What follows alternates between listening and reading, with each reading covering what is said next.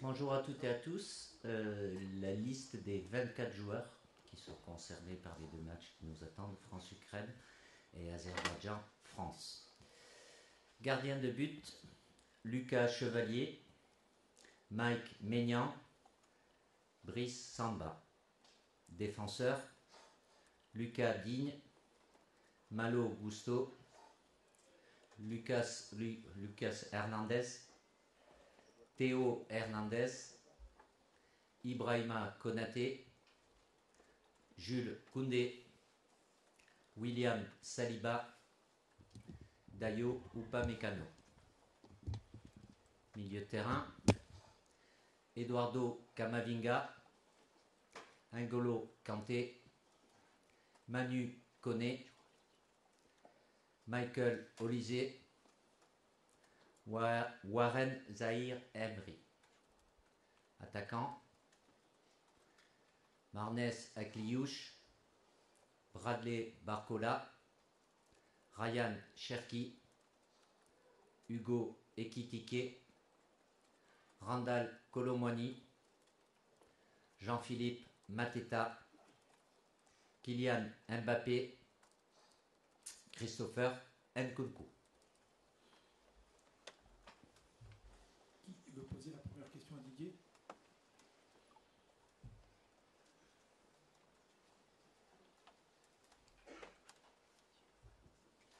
Bonjour Didier, Emmanuel Baranguet pour l'agence France Presse. Le Ballon d'Or Ousmane Dembélé n'aura joué que 35 minutes pour les qualifications avec l'équipe de France à cause des blessures. Est-ce que ça te frustre? Est-ce que ça te met en colère? Et question subsidiaire, est-ce que tu as envie de remettre une petite pièce dans la machine sur la polémique avec le PSG ou pas du tout? Puisqu'ils l'ont fait jouer alors que... Petite pièce. Ouais. Je suis surtout triste pour Ous, bien évidemment, parce que sur la saison dernière, il avait été épargné, puis là, il enchaîne plusieurs blessures à des endroits différents. Donc, de ne pas l'avoir avec nous, évidemment, c'est pas une bonne chose. Même s'il y a d'autres blessés aussi. Après, non, comptez pas sur moi pour la pièce ou ce que vous voulez rajouter. Je suis pas dans la polémique. Il y a des décisions qui sont prises du côté de son club. Comme nous, on en a eu à en prendre aussi. On a un point commun que son absence, ça fait pas les intérêts du PSG et ni les nôtres. Ça, c'est factuel. Qu'il fasse tout ce qu'il faut, Ousmane, pour évidemment guérir et retrouver les terrains. En ce qui concerne l'équipe de France, vu que le prochain rassemblement, c'est qu'en mars, donc il y a du temps. Mais évidemment que les échéances pour son club de PSG, il y en a beaucoup et importantes d'ici la fin de l'année. Bonjour, Giovanni Castelli de la chaîne L'équipe. Par rapport à ces blessures, il y a Bradley Barcola notamment qui a dit après le match face au Bayern qu'il commençait à ressentir la fatigue. On a beaucoup parlé de la fatigue des joueurs, etc. Vous, en tant que sélectionneur, on sait que c'est compliqué les calendriers FIFA, UEFA, club, sélection. Est-ce qu'à un moment, vous n'avez pas envie de tirer la sonnette d'alarme de manière plus forte? Parce que là, les joueurs se pètent de plus en plus et les joueurs l'expriment de manière plus claire. Est-ce que ça servirait à quelque chose? Vous avez une... Oui, merci, oui, m'accorder des pouvoirs. Non. Voilà, le constat, il est fait de part et d'autre, que ce soit de la part des joueurs, des sélectionneurs, des entraîneurs. Le calendrier, il est ce qu'il est. Évidemment que l'accumulation des matchs avec des calendriers chargés, liés, ajouter à cela les déplacements plus ou moins loin, oui, la fatigue, elle a toujours été là. À partir du moment où on parle des joueurs qui sont au top niveau, c'est-à-dire qui sont internationaux, qui jouent dans les grands clubs européens, qui jouent les Coupes d'Europe, ça fait beaucoup de matchs, avec des périodes de récupération qui sont de plus en plus courtes, et des périodes de préparation qui sont pas de plus en plus courtes, quasi inexistantes. Après vous avoir dit ça, voilà, aujourd'hui, les joueurs sont employés par les clubs. Bien évidemment, je vous apprends rien. Les seuls qui peuvent avoir du poids, c'est les joueurs, ce sont eux. Mais voilà, c'est comme vous, je suis pas sûr que vous ayez envie d'aller contre votre employeur, à moins d'avoir une autre solution dans Si c'est autre... pour gagner moins, non, ça c'est sûr. Si c'est pour gagner plus, je sais que vous pouvez changer de crèmerie aussi, quoi. Mais c'est la nature humaine, bien évidemment. Donc, sonnette d'alarme, c'est un constat. Après, et dans les études qu'ils peuvent faire, c'est paradoxal, mais c'est factuel aussi. Je ne peux pas aller à l'encontre de ça. Il y a 90% des joueurs qui jouent moins. C'est vrai. Parce qu'on passe à 18, qu'il y a des compétitions qui sont enlevées, ils ne jouent pas assez. Mais les 10% qui représentent le top et qui sont internationaux, eux, ils jouent beaucoup plus.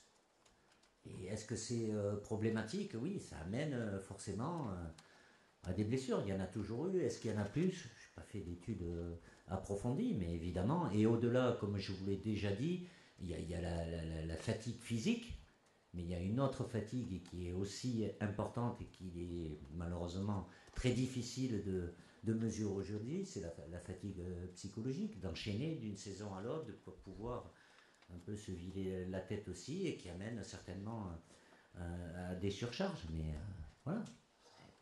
Pour votre plus grand bonheur, il y a plus de matchs, plus de compétitions. Est-ce que ça plaît à tout le monde? Le débat est ouvert. Et tout le monde pourra y rentrer et donner son avis, mais le constat, il est là. Oui, il y a des calendriers qui sont très chargés, bien évidemment. Bonjour Didier. Oui. Benjamin Corrèze pour Le Parisien. Dans la liste, parmi les retours, on note celui de Randal Kolo Muani, qui n'était pas venu sur les derniers rassemblements, du fait qu'il avait un temps de jeu assez réduit avec Tottenham. Il n'avait pas repris, il était blessé. Exactement. Dernier rassemblement. Oui, dernier rassemblement. L'avant-dernier, il était transféré tout juste à Tottenham. Oui. Aujourd'hui, il rejoue, en tout cas. Vous nous avez répété plusieurs fois que c'était un joueur important du groupe à partir du moment où il aurait du temps de jeu. Pourquoi vous l'appréciez tant et comment vous décrivez son statut au sein de ce groupe qu'il connaît parfaitement? Merci. De par ce qu'il a fait avec nous, après c'est apprécié, pas apprécié, je suis un peu dire oui, apprécié du staff. Et on n'est pas là pour dire on prend des joueurs que ce qu'on apprécie, ce qu'on n'apprécie pas. J'ai des choix à faire à partir du moment où Randal est rétabli et a pu avoir plus de temps de jeu. Il fait partie depuis un bon moment de ce groupe France, de par ce qu'il a eu à faire, même s'il n'a pas toujours eu l'efficacité maximale, mais il a toujours un volume de jeu, une activité avec la possibilité de jouer à différents postes aussi. Il connaît bien ce groupe France, donc à partir du moment où il redevient opérationnel, ça me semble logique qu'il revienne avec nous. Bonjour Didier. Sur PO RMC. On le sait, le premier match de ce rassemblement se jouera face à l'Ukraine, un 13 novembre. 10 ans après les attentats, on a recueilli plusieurs témoignages de gens présents au stade qui disent que voilà, pour eux, c'est pas normal de redisputer un match de foot à une telle date. Est-ce que pour vous, c'est un problème, entre guillemets? Est-ce que voilà, on doit aussi, entre guillemets, sacraliser cette journée du 13 novembre? Merci. Question sensible. Au fond de moi, si on avait pu éviter de jouer ce 13 novembre, ça aurait été bien. C'était possible, c'était pas possible. J'ai pas les réponses et ça dépend pas de moi. Voilà. Après vous avoir dit ça, oui, c'est une journée particulière avec les différentes commémorations qui seront organisées. Sincèrement, je ne me sens pas la force de parler de ce qui s'est passé, tout simplement par rapport au respect que j'ai pour les familles qui ont souffert et qui ont perdu des êtres chers. Donc j'y étais, mais je n'ai pas envie. Mais le devoir de mémoire, il doit être toujours là, et tout ce qui sera fait sera important. Et il y a un match de foot qui est à cette date-là, donc, et qui est très important pour nous.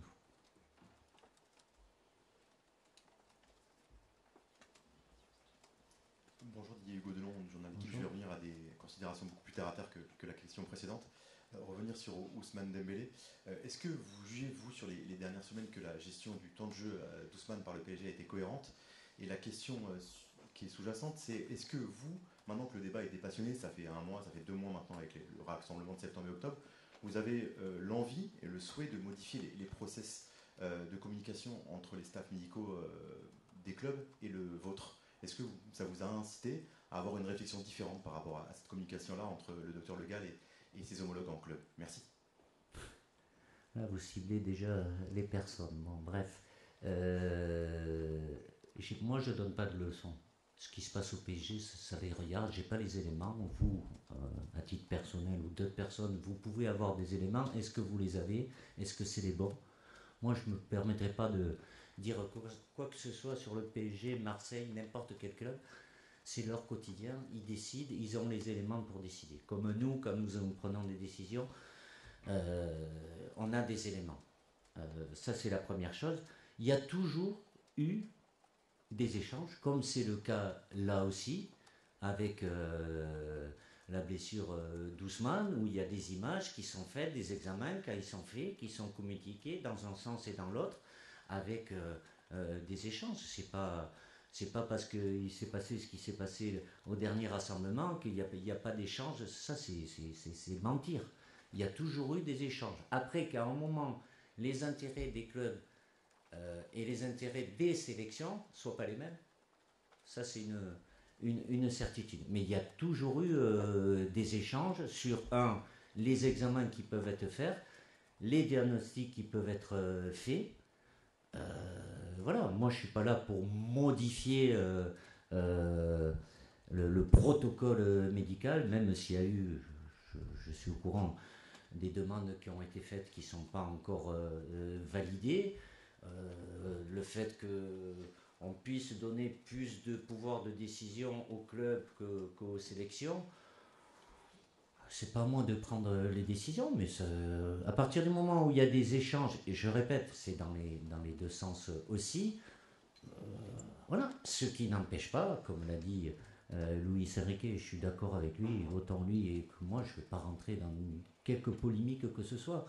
C'est que, voilà, il y a des éléments et il y a des décisions qui sont prises. Et à partir du moment où vous pouvez, en sens général, il y en a qui peuvent dire non, mais c'était pas le moment, c'était risqué, c'était pas risqué. Voilà, je ne suis pas à sa place, comme Luis Enrique n'est pas à la mienne. Et évidemment, je vous apprends rien. Si les joueurs ne sont pas sur le terrain, il n'y a aucun risque. Mais à partir du moment où ils sont sur le terrain, et même les 2 blessures qu'ils ont eues, les joueurs, ils n'étaient pas à risque. Mais que ce soit Hakimi ou Mendes, ils se sont blessés. À partir du moment où des joueurs sont sur le terrain, bah oui, quel qu'il soit, il y a toujours un risque de pouvoir être blessé. Bonjour Didier, Antoine Grenier sur votre gauche. Oui. Ces derniers jours, 2 internationaux français des catégories de jeunes, Ibrahim Baye et Mamadou Sarr, ont opté pour une autre sélection, en l'occurrence le Sénégal. Ils sont convoqués par Pape Thiaw, votre homologue, pour les prochains matchs. Qu'est-ce que ça vous inspire de voir 2 joueurs aussi jeunes choisir une autre sélection, et qu'est-ce que ça dit de l'attractivité des équipes africaines par rapport à l'équipe de France? Écoutez, c'est un sujet sensible aussi, mais c'est une liberté que ces joueurs-là ont toujours eue. Que ce soit des binationaux, même, il y a maintenant des trinationaux aussi. Voilà. Après, c'est leur choix pour différentes raisons. Avec voilà, la possibilité, évidemment, quand ils sont devenus internationaux, ils ne peuvent pas changer. L'attractivité, j'ai pas à la commander, mais évidemment qu'il y a beaucoup d'autres équipes nationales qui ont des dossiers bien précis sur tous les jeunes et qu'ils ont la possibilité de pouvoir attirer. Après, c'est le choix des joueurs. Est-ce que c'est trop jeune, pas assez jeune? C'est une liberté qu'ils ont et j'ai rien à dire là-dessus. Et je pourrais rajouter, moi je suis comme ça, j'ai jamais fonctionné dans le sens de prendre quelqu'un pour bloquer. Ça, c'est pas possible pour moi. Si à un moment précis, oui, j'estime que, oui, mais c'est pour penser à après. Mais prendre quelqu'un pour l'empêcher d'aller ailleurs, ça, j'ai pas fait et je ferai pas. Bonjour Didier, Oui. Philippe Sansfourche pour RTL. Il y a le retour d'un homme important dans l'histoire des Bleus, N'Golo Kanté. Est-ce que c'est uniquement dû à l'absence Je l'attends. combinée de cadres que sont Adrien Rabiot et Aurélien Il est là. Tchouameni, ou Il est là. est-ce qu'il a un statut un peu particulier? Comment est-ce que vous, en gros, échangez Non, avec mais- lui? Ah mais c'est clair, j'échange avec, peu en avec transparence. NJ, bon, je pense qu'il y en a peu d'entre vous qui le suivent. Il est à son meilleur niveau à travers les matchs que je lui vois faire, puisqu'il joue des matchs tous les 3-4 jours, parce qu'eux aussi, au-delà de leur championnat, ils ont la Ligue des Champions, même si c'est la Ligue des Champions d'Asie. Donc il est à son meilleur niveau, il est toujours potentiellement sélectionnable. La preuve il est sélectionné, donc, mais jusqu'à maintenant il pouvait avoir l'objectif pour moi de donner du temps de jeu à des plus jeunes pour s'aguerrir. Lui il doit se maintenir, c'est le cas aujourd'hui, et pour ce qui a à venir aussi, mais NJ évidemment il a un statut, il a un vécu. Quand je l'appelle, c'est pas pour faire partie, c'est pour avoir un rôle aussi, c'est quelque chose d'important, et un rôle important, mais dans l'optique de ce qui nous attend à travers ce match-là qui peut être décisif pour nous assurer notre place aux États-Unis. Il est toujours dans ma tête, dans ma réflexion, mais durant la saison, voilà, c'est avoir d'autres objectifs en sachant qu'il est toujours là, et avec le staff technique on le suit régulièrement, mais pour lui c'est toujours si j'ai à l'appeler à chaque fois, NJ il vient, c'est toujours un plaisir pour lui de porter ce maillot. Bonjour Didier, Nicolas Paillard, Info Sport Plus, Canal+, 8 noms parmi les attaquants. C'est signe d'un potentiel offensif impressionnant pour l'équipe de France. Est-ce que vous attendez une confirmation aussi pour Mateta, qui était plutôt en vue lors du dernier rassemblement? Merci. Il y en a 8, oui. Il y a j'ai des choix à faire, même s'il y a beaucoup d'absents, et non des moindres. Et ce qui nous empêche, parce qu'on n'a pas beaucoup de rendez-vous, de pouvoir faire de la répétition, trouver un peu plus d'automatisme. Ça ne sera pas le cas, ça n'a pas été le cas au mois d'octobre non plus. Bon, le prochain c'est mars, mais ça permet de voir d'autres joueurs. Donc évidemment, il y a un réservoir qui est important, et ça laisse la place à ceux que j'ai appelés de pouvoir encore montrer des choses par rapport aux décisions que j'aurai à prendre plus tard. Et concernant Mateta, c'est une confirmation? Ben lui, comme les autres, voilà, à partir du moment où il a fait des choses intéressantes derrière avec son club, il en a fait aussi, parce que c'est un joueur qui a un profil un peu différent des autres attaquants aussi, et qui est intéressant pour nous, qui offre des options différentes. Bonjour Didier, Elias Peters, 90 000. Il y a aussi le retour de Warren Zaïre-Emery à noter, un mois après le rassemblement d'octobre qu'il avait passé avec le groupe Espoir. Qui lui a fait du bien. Oui, bah justement, comment ce choix vous est venu, et vous pouvez nous expliquer un peu si vous vous êtes entretenu avec lui pour évoquer ce retour avec les professionnels et le regard que vous portez sur ses progrès ces dernières semaines. Les espoirs, ce sont des professionnels aussi. C'était pas les amateurs. Non, je rigole. Non, je me suis pas entretenu avec Warren. Je l'ai vu puisqu'ils étaient en même temps que nous, les espoirs. Donc même s'il n'était pas au château avec nous, j'en avais discuté avec Gérald Batic avant sur cette possibilité-là.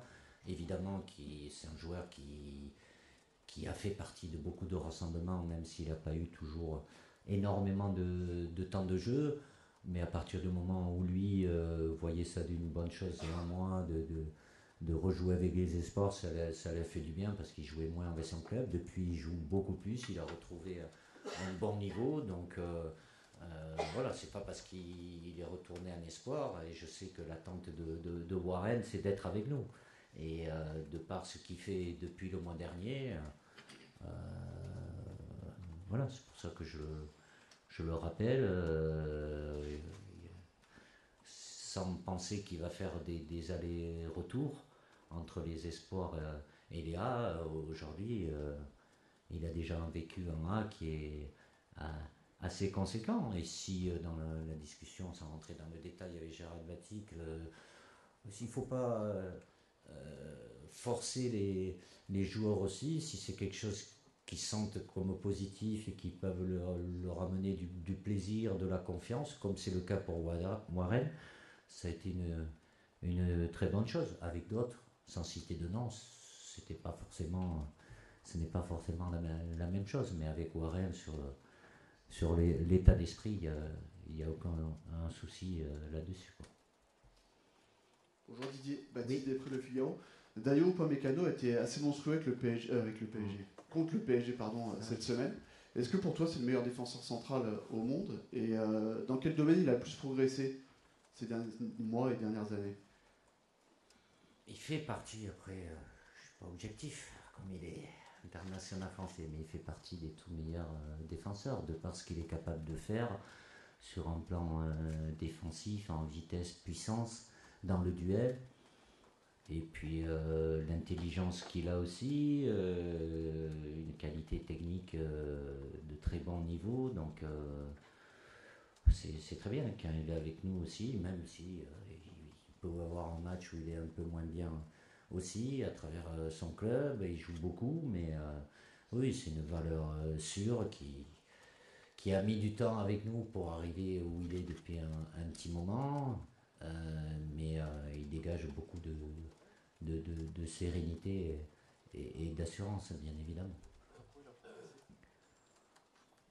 Il faisait déjà ça avant qu'il soit au Bayern. Après, l'attente, les exigences sont plus élevées aussi. Ça a mis un peu de temps avec nous, certainement sur un plan plutôt émotionnel et psychologique. Et puis il a pu basculer du bon côté. Aujourd'hui, c'est loin derrière lui. Et c'est surtout là, le potentiel, il avait.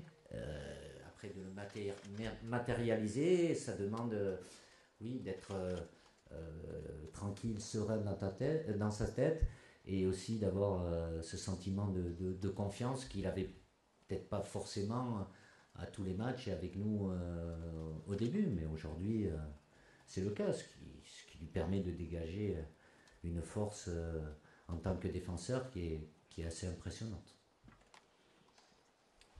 Oui. Pour l'équipe. Il y a 3 joueurs à vocation défensive dans cette équipe qui sont en fin de contrat. Konaté, Upamecano et Maignan. C'est assez rare quand même dans un même secteur de jeu. Alors là, je ne suis pas au courant, j'apprends quelque chose. C'est vrai, je vous le dis. Ouais, d'accord. Est-ce que c'est quelque chose, c'est avant une Coupe du Monde qui peut trotter dans la tête? Est-ce que ça doit être réglé avant la compétition? Ça va arriver vite. On est à 7 mois maintenant. Ouais, vous savez, ça m'est déjà arrivé dans le passé à devoir faire des signatures de contrat pour les joueurs en pleine compétition. Donc, est-ce que il y en a de plus en plus maintenant. Avant, peut-être il y avait ce sentiment, il y a toujours un risque quand le contrat arrive à fin, quand on est dans la dernière année. Après, ça ne dépend pas de moi, c'est des discussions avec les clubs. Est-ce que c'est une influence? Elle est moindre aujourd'hui parce que je pense que les joueurs là-dessus vivent ça avec un peu plus de détachement, même si dans l'absolu, que tous, avant une grande compétition, leur situation personnelle soit réglée, c'est la meilleure des choses. Mais c'est jamais le cas. Ça peut être durant, ça peut être même après aussi. Donc c'est le cas de beaucoup de joueurs. Bonjour Didier, ici Alexandre Lemarié pour Le Monde. L'équipe de France joue depuis plusieurs mois avec 4 attaquants. Qu'est-ce qui vous a décidé à mettre en place ce schéma en 4-2-3-1 et est-ce que vous comptez le conserver à l'avenir? Ça fait que quelques mois, vous pensez? Parce qu'à la Coupe du Monde, on jouait comment? En tout cas, depuis le match contre la Croatie au Stade de France, avant vous ne jouiez pas comme ça. Il y avait Antoine Griezmann qui était à la place de Olisier. On avait 3 attaquants, donc plus Antoine. Ça fait 4 aussi, on jouait déjà dans ce système-là. C'est ni plus ni moins. Il n'y a pas les mêmes joueurs qui sont là, mais il y avait une animation qui était très, très similaire, même si la position peut être interchangeable. Mais c'est d'avoir à disposition un potentiel offensif important.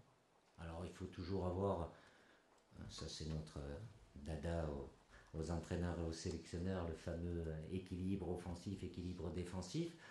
Mais à partir du moment où il y a de la qualité, c'est pas en mettre de trop, mais de pouvoir utiliser un maximum de joueurs qui sont capables. Mon objectif, c'est ça, de créer le plus de problèmes à l'adversaire. Alors, est-ce qu'on crée plus de problèmes en ayant plus de joueurs offensifs? Probablement. Après, c'est une question d'organisation, d'utilisation de zones, de complémentarité. C'est pour ça, comme je l'ai dit avant, de ne pas pouvoir avoir des matchs pour répéter et améliorer ça, c'est évidemment dommageable pour nous, mais ça me semble logique. Moi, je pars du principe que je m'adapte aussi par rapport aux joueurs afin de trouver la meilleure solution par rapport aux joueurs que je dispose. Ça n'a pas été toujours le cas, mais je vous le répète, à la Coupe du Monde, on était plus ou moins dans la même configuration, en ayant, je n'ai pas de souci avec ça, bien au contraire, je vous le répète, l'objectif c'est d'avoir une équipe qui soit le plus dangereuse, la moins lisible pour l'adversaire, et donc de créer le plus de danger possible à l'adversaire. Maintenant, quand on n'a pas le ballon, tout dépend si c'est une période courte, moyenne ou longue, mais il faut être efficace aussi, donc ça implique forcément les joueurs offensifs. Bonjour Didier, Bonjour. Kélé Sorakata pour Africa Radio. Vous avez sélectionné 8 attaquants, dont plusieurs attaquants de pointe comme Randal Kolo Muani, Jean-Philippe Mateta, Kylian Mbappé ou Hugo Ekitike. Est-ce que ça traduit, selon vous, d'une volonté d'avoir plusieurs systèmes tactiques, notamment avec des attaques à deux et avec des joueurs offensifs comme Ryan Cherki, Michael Olise qui peuvent se muer en milieu offensif comme vous avez pu faire lorsque vous avez aligné Kylian Mbappé et Ekitike ensemble? Oui, ça laisse des options différentes avec des profils différents, même si la position de base pour les joueurs que vous avez cités, elle est peut-être axiale, mais ils ont la possibilité de pouvoir jouer sur les côtés. Donc ça laisse des options différentes en début de match et puis après en cours de match selon l'évolution du score aussi. Donc oui, c'est fait dans ce but-là. Et les joueurs qui ont la possibilité d'évoluer dans différents postes, c'est intéressant aussi. Bonjour Hugo Delon à l'équipe. Jules Koundé l'an dernier a fait une saison très, très aboutie. Jules Koundé, oui. Il a fait une saison très aboutie l'an dernier. Depuis 2-3 mois, c'est plus compliqué. Il sort d'une sélection avec vous en Islande, il a commis une erreur. Et puis sur les derniers matchs, c'est moins consistant. Quel regard vous portez sur ce qu'il vit depuis 2-3 mois? Est-ce que forcément il y avait un contre-coup par rapport à une saison où il a joué énormément? Et comment vous analysez aujourd'hui ces difficultés? Est-ce que c'est naturel à vous inquiéter? Non, je ne m'inquiète pas, mais c'est un joueur qui a joué beaucoup, certainement, comme d'autres qui ont eu des difficultés ou voire qui ont eu des blessures. Je pense à Ibou Konaté aussi. Quand vous faites une saison et demie, 2 saisons où vous jouez tous les matchs, à un moment, voilà, ça devient difficile. Ou il y a une blessure, malheureusement, mais ça leur permet de souffler un petit peu. Donc après, les joueurs, il y a leur performance et c'est lié aussi comment se porte le club où ils jouent et l'équipe dans laquelle ils jouent. Que Jules ne soit pas moins rayonnant que la saison dernière, oui, je pense, et sans porter un jugement, que son équipe soit moins performante que l'an dernier. C'est le cas aussi sur la responsabilité sur le but en Islande, c'est pas le seul. Il est responsable, mais il y en a 2 autres avant lui qui le sont aussi. Même si là, c'est lié un petit peu à ce qu'il avait l'habitude de faire en club et qu'on a tendance à reproduire. On est confronté à ça en équipe nationale. Quand vous jouez avec votre club avec des idées bien précises, on vous demande des choses. Et moi, je leur dis surtout, faites ce que vous demande votre entraîneur, il n'y a pas de souci, faites. Mais après, voilà, ils sont imprégnés là-dedans et le temps de rebasculer avec l'équipe nationale où on peut, je sais pas que moi, d'autres peuvent leur demander des choses différentes. Voilà, c'était plus, et je lui en ai parlé d'ailleurs à Jules juste après le match, il me dit oui, il n'y a pas de souci là-dessus. Il a reconnu, même s'il y a, je le répète, 2 autres joueurs qui sont impliqués avant lui et qui amène à ce but islandais. Donc, mais c'est pas parce qu'il est moins bien que voilà, ça va se faire en claquant des doigts. Après, il est lié aussi, il a eu un début de saison, une préparation qui a été un peu plus compliquée. Il avait un peu moins de temps de jeu. Là, par contre, il les enchaîne tous, certainement parce qu'il y a des blessés. Et c'est pratiquement toujours les 4 mêmes défenseurs qui commencent les matchs au Barça. Est-ce qu'il y a des options différentes? Il les joue, donc jouer des matchs tous les 3-4 jours. Donc, avec des exigences, bien évidemment, des résultats qui sont plus ou moins positifs. Donc, il n'a pas vraiment le temps de souffler, mais j'ai confiance en Jules. Sur ses qualités de joueur, et en plus, c'est quelqu'un qui est vraiment dans le travail supplémentaire. Il faudra je lui en ai déjà parlé, qu'il gère peut-être un petit peu ça aussi, mais il ressent ce besoin-là pour avoir son équilibre, mais l'enchaînement fait que ça l'amène à avoir des performances qui ne sont pas au top à chaque fois. Bonjour Didier, oui. Un petit mot sur Corentin Tolisso. Il y a eu pas mal d'absents au milieu et en attaque, on sait qu'il peut jouer un petit peu plus haut aussi. Est-ce que le fait qu'il ne soit pas là, c'est dû au fait qu'il soit ménagé ce soir en Europa League? Est-ce qu'on vous a dit qu'il n'était pas disponible? Ou sinon, pour quelle raison vous ne faites pas appel à lui? Parce que j'ai des choix à faire. Après qu'il ait des petits soucis à certains moments, même les semaines précédentes aussi. Et voilà, j'ai des choix à faire, mais il fait toujours partie de la réflexion dans une utilisation, un rôle qui a un peu évolué, qui est plus un rôle plus offensif, où il est performant avec son club. Voilà, lui, il a un vécu aussi, bien évidemment, comme certains qui sont là. Il reste évidemment dans la réflexion pour maintenant et puis pour l'avenir aussi. On va prendre une dernière question avec Emmanuel Baranguet de l'AFP. La première et la dernière. Voilà. Ouverture à la fermeture. Première petite chose, est-ce que tu peux expliciter, s'il te plaît, ce qui a entraîné la petite erreur de Jules Koundé? Qu'est-ce qu'il est habitué à faire au Barça et qui a amené son erreur déjà? Et puis, il y a 3 titulaires qui se dégagent assez nettement en défense. Et c'est pour l'instant, sur le début de la saison, 50-50 entre Lucas Digne et Théo Hernandez. Est-ce que c'est toujours 50-50 ou est-ce que tes choix dépendent aussi de l'adversaire? Alors, par rapport à Jules, oui, c'est lié au fait ce qu'ils font régulièrement le Barça, vous devez vous en rendre compte, avec un alignement très très haut, peu importe le moment du match, le score même des fois aussi. Donc oui, et là il s'est aligné à un moment où il ne doit pas s'aligner. Mais avant ça, voilà, il y a Oupa qui sort d'une zone en suivant un joueur où il n'a pas allé si haut à ce moment-là, plus lié à une compensation qui n'est pas bien faite de notre milieu de terrain par rapport au fait que Oupa est sorti. C'était Eduardo qui était concerné, qui peut avoir un positionnement qui empêche la passe. Et la dernière, après, c'est Jules qui a ce réflexe, parce qu'il fait ça quotidiennement avec tous les matchs qu'il a joué avec le Barça. Et Si c'est pour 50-50 il y a de la concurrence, ils sont les deux pas forcément avec le même profil, c'est plus lié, c'est pas forcément, enfin à l'adversaire, c'est pas c'est pas le joueur qui va avoir en face qui va déterminer s'il joue ou pas, c'est plus, oui, en sachant que même si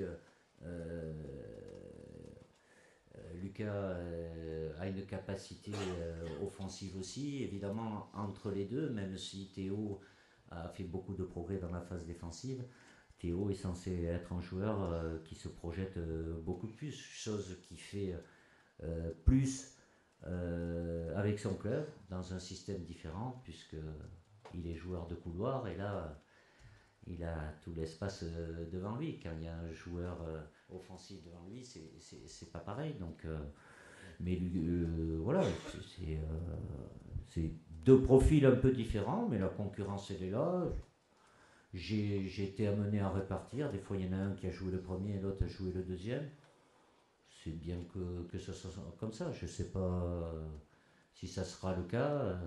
Pour le moment, je suis focalisé que sur le premier, c'est-à-dire l'Ukraine. Mais il y a une saine concurrence entre les deux. Ils se connaissent et ça, c'est quand même important. Même si dans saine concurrence, il y a saine, mais il y a concurrence aussi. Merci. Merci. Rendez-vous lundi à 17h30 pour l'entraînement, 16h pour l'arrivée des joueurs.